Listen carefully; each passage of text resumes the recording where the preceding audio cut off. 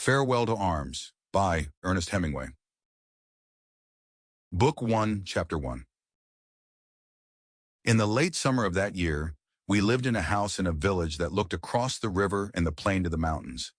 In the bed of the river, there were pebbles and boulders, dry and white in the sun, and the water was clear and swiftly moving and blue in the channels. Troops went by the house and down the road, and the dust they raised powdered the leaves of the trees.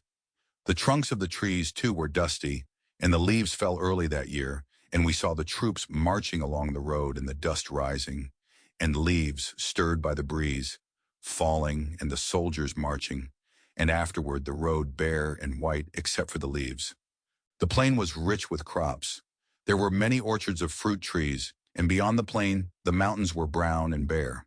There was fighting in the mountains, and at night we could see the flashes from the artillery. In the dark it was like summer lightning, but the nights were cool and there was not the feeling of a storm coming. Sometimes in the dark we heard the troops marching under the window and guns going past pulled by motor tractors. There was much traffic at night and many mules on the roads with boxes of ammunition on each side of their pack saddles and gray motor trucks that carried men, and other trucks with loads covered with canvas that moved slower in the traffic. There were big guns too that passed in the day drawn by tractors, the long barrels of the guns covered with green branches and green leafy branches and vines laid over the tractors. To the north we could look across a valley and see a forest of chestnut trees, and behind it another mountain on this side of the river. There was fighting for that mountain too, but it was not successful, and in the fall when the rains came the leaves all fell from the chestnut trees and the branches were bare and the trunks black with rain. The vineyards were thin and bare-branched too, and all the country wet and brown and dead with the autumn.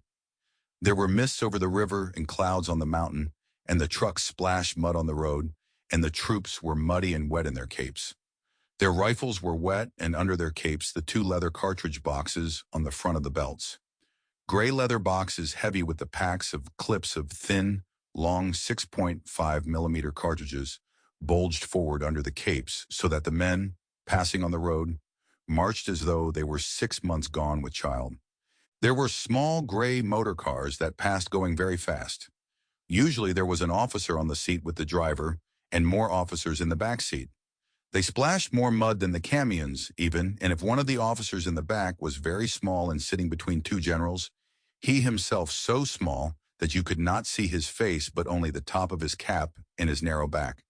And if the car went especially fast, it was probably the king. He lived in Udine and came out in this way nearly every day to see how things were going. Sample complete.